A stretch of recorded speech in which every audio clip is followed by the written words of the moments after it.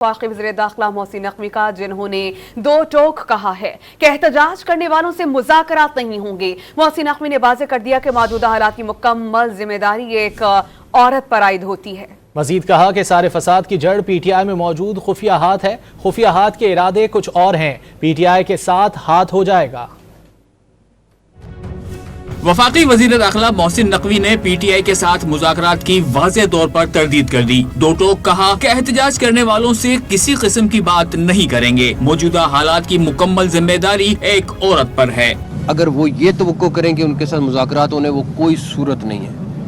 ये आज अभी पीएम की मीटिंग हुई है, उसमें बड़ा क्लियर कट पीएम का डिसीजन है, गवर्नमेंट का डिसीजन है कि कोई मुज़ाकरात इनसे नहीं होंगे, कोई ये धरने वालों से मुज़ाकरात नहीं होंगे।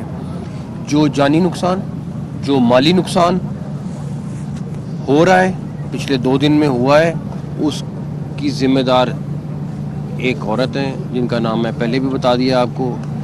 वो होली सोली ज़िम्मेदार है, ठीक है। इस सारी की सारी फसाद के पीछे वो औरत है। मोहसिन नकवी ने दावा किया कि सारे फसाद की जड़ पीटीआई में मौजूद खुफिया हाथ है। खुफिया हाथ के इरादे कुछ और हैं। पीटीआई के साथ हाथ हो जाएगा।